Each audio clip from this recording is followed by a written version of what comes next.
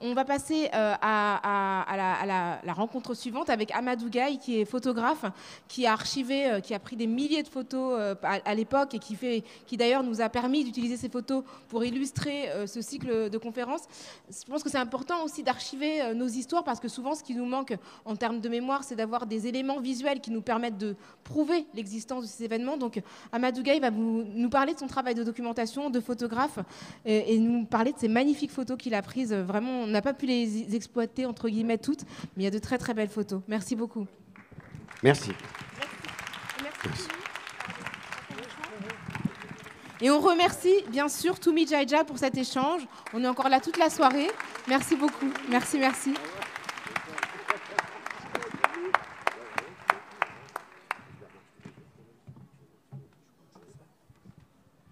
Alors, oui, alors, donc, moi, j'ai préparé un petit laïus, hein, parce que je suis un peu bavard, donc, pour être concis et précis, j'ai préparé un petit laïus.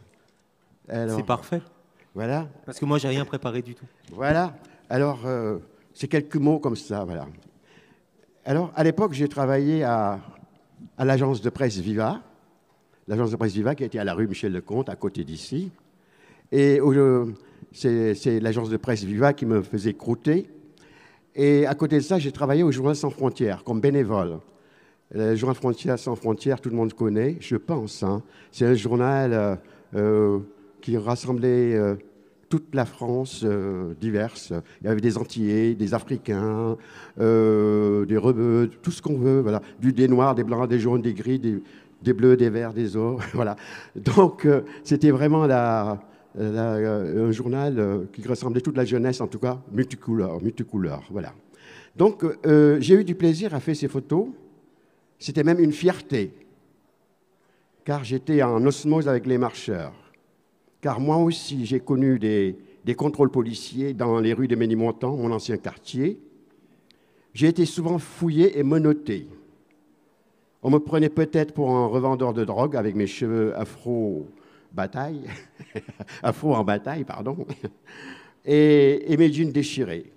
On a refusé de me servir dans certains bistrots du 15e, 17e, 8e arrondissement en disant que je n'étais pas le genre de la maison. C'est les réalités qui sont vraies. Et dans la presse, certains journaux aimaient mes photos, mais me demandaient de changer de nom. Ils me demandaient de ne pas signer Amadou Gaye, mais de prendre un nom français. Je refusais. Alors, ils préféraient me payer en double droit que de me signer. Réalité vécue.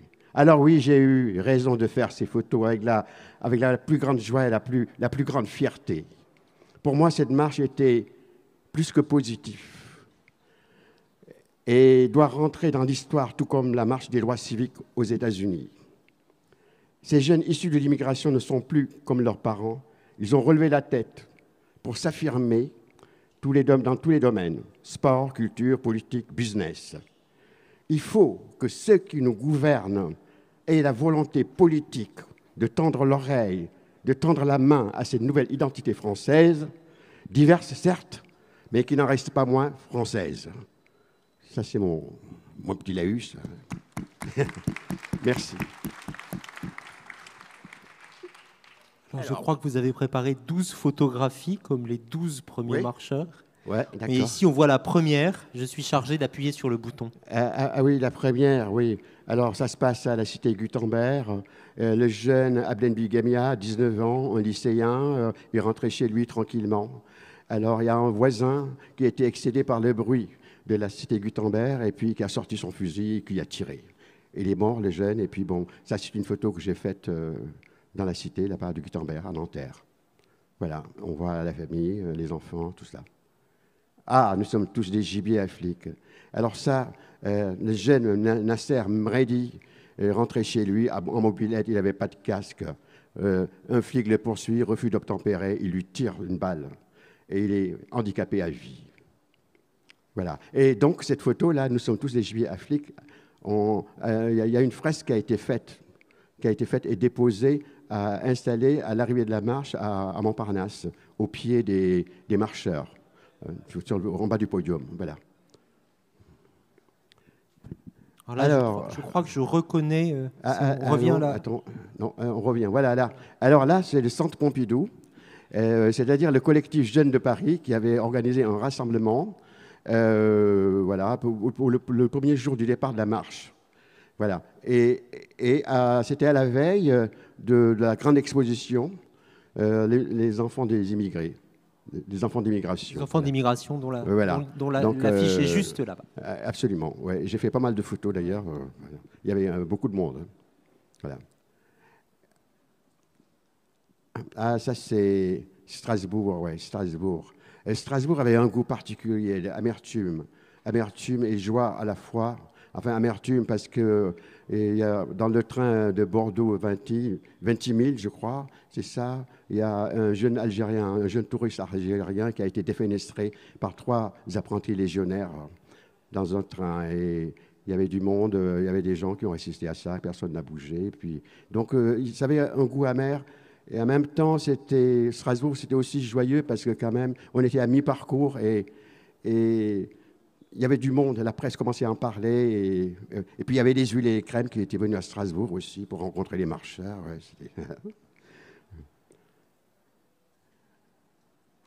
ah, les femmes dans la marche. Photo que j'aime bien, moi, très poétique, avec ses flambeaux, la ville derrière.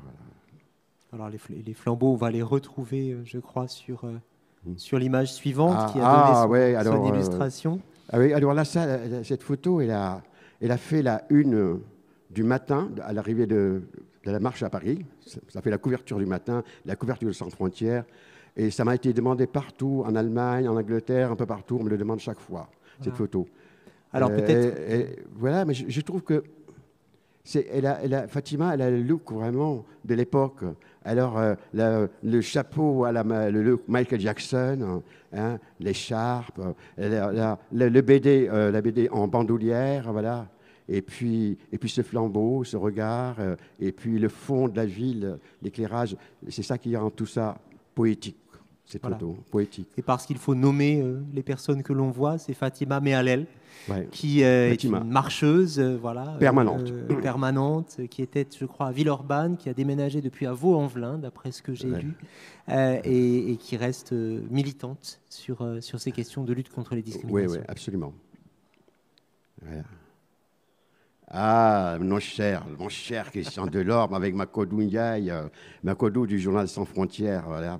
Et Christian, à l'heure de pause, avec sa bière et son sourire confiant pour la suite de la marche. Voilà. J'aime beaucoup cette photo. N'est-ce pas, Christian? Ouais. Voilà. Alors, ça, c'est Farouk. Hein. Farouk... avec son hymne à la joie, voilà. Il y avait de l'espoir, on va y arriver, là, on est à mi-parcours, mais on n'est pas loin. Donc, il y avait des pauses comme ça, là, chez les marcheurs, où ça chantait. Il y avait beaucoup de chansons d'Alpha Blondy. À l'époque, c'était « Opération coup de poing ». Et je me dis, souvent, hein, quand il marchait, il chantait cette chanson. Hein. Je me dis, tiens, c'est peut-être par rapport aux violences policières. Il réécoutait beaucoup Alpha Blondy, et puis du reggae, et puis... ouais. Donc la musique a accompagné la marche, en fait. Quoi? Ouais. On reviendra à la musique demain, mais il y avait de la musique dans la marche. Oui, absolument, oui, tout à fait. Hein, ils aimaient ça, oui.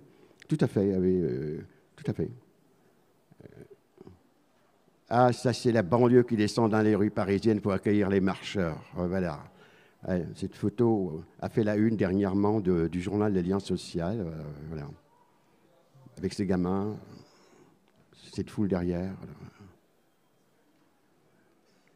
Ah, ça, c'est les marcheurs reçus par les officiels, n'est-ce pas? Alors, ils sont fatigués, hein, un peu. Ils ont l'air fatigués, là, mais dubitatifs, attentifs, dubitatifs. Bon. Oui, disons qu'il ça parle. Différents gens, on voit différents genres d'écharpes sur cette photographie. Oui, absolument. Ah oui, ça, c'est la nuée des photographes qui envahissent les marcheurs, voilà, pour les photographier, quoi, sur un perron d'une mairie, quoi, de la banlieue. Voilà, moi, j'ai pris les partis pris de photographier plutôt, de prendre la photo de derrière, là, pour montrer un petit peu l'engouement de la presse, quoi. Voilà. Et on arrive, je crois, à la dernière image. Ah oui, oui, ça, c'est je crois que c'est la marche à la Goutte d'Or, je crois. La marche à la Goutte d'Or avec un peuple bigarré, voilà. Et c'était génial, voilà. J'ai dû le prendre en hauteur, cette photo. Je me rappelle, je crois que j'ai dû... Ouais. Merci beaucoup. Ben, Merci de nous avoir fait revoir ces événements. Merci infiniment, Amadou Gaye. Ouais. Merci beaucoup.